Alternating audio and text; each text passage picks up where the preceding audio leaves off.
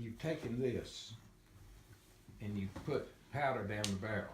Then you've put a ball and stuffed it kind of down in the hole. Then you take this ramrod out. And then shove it down there. Right, and put it right there and shove it down. And then it will go all the way in. Now that seals it because it's a cloth. So a lot of times they would take the best shot and they'd have 2 or 3 people loading rifles and handing it to him. Oh.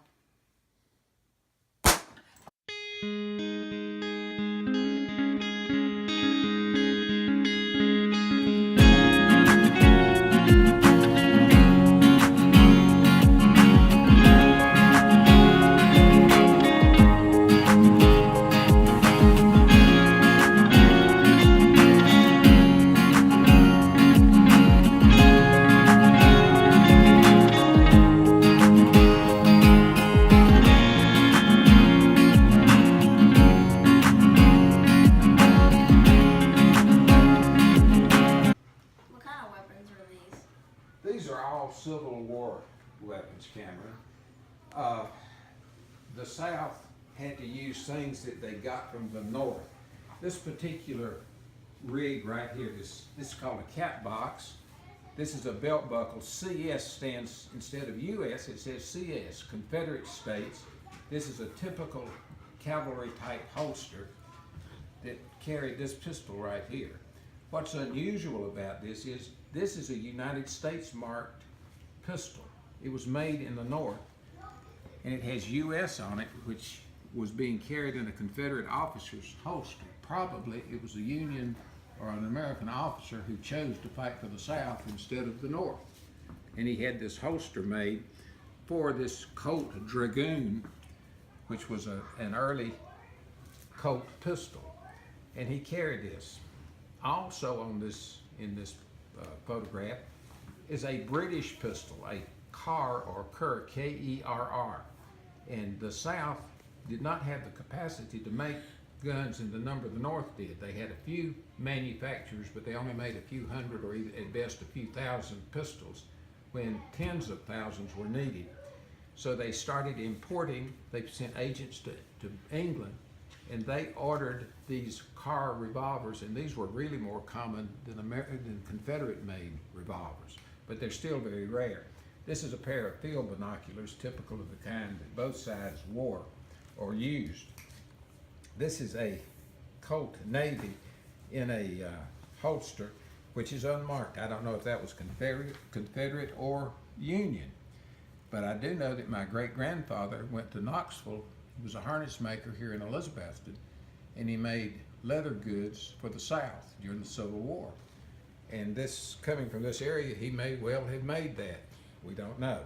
But this is a Colt Navy, made again by Colt, a northern company, but many of those found their way south.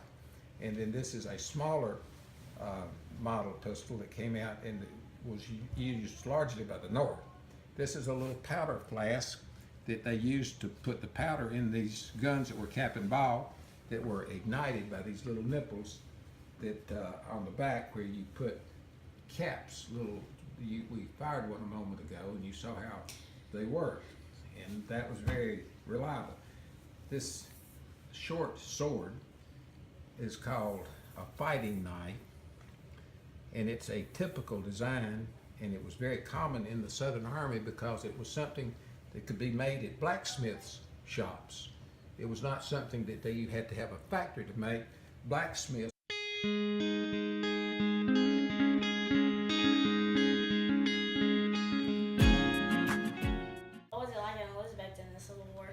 Well, Elizabethton was divided. Elizabethton, Carter County was strongly pro-Union and did not want to secede, that is, withdraw from the Union. They wanted to stay part of the Union, but the majority of the state of Tennessee voted to secede and join the Confederacy. So there were divided families. Families differed in their opinions. There was a Union family here named Carter, a man who, S.P. Carter, Samuel P. Carter. He lived right on Elk Avenue, just past the monument. And he had gone to the Naval Academy and was a naval officer. There was across the street from him a man named Mr. Folsom. He chose to go with the South, and he went to Virginia to fight. And Abraham Lincoln wanted to find someone in Carter County who could help organize Union support, Northern support here, because most of the people favored the North. So he couldn't find anybody in the Army, but someone told him about a naval officer named Mr. Folsom, Mr. Carter, and S.P. Carter was called from his duties as a naval officer and made a general in the Army, and he fought for the North all through this area during the Civil War as a cavalry officer. The 13th Tennessee Volunteer Cavalry was formed right here out of Carter and Johnson and Washington counties, and it was commanded by General Carter, who later, after the war, after the North won the war, he went back to the Navy and became an admiral. And his neighbor, Major Folsom, came back from the Confederate Army, and they lived right across the street from each other. And they were friends. And Major Folsom lived and stayed here, and his house is still standing. S.P. Carter, his home is still standing, and he went back and became an admiral in the Navy after the Civil War. He was the only man in the history of the United States that's ever been a general in the Army and an admiral in the Navy. And that's unusual, and a lot of people don't know that history in Carter County.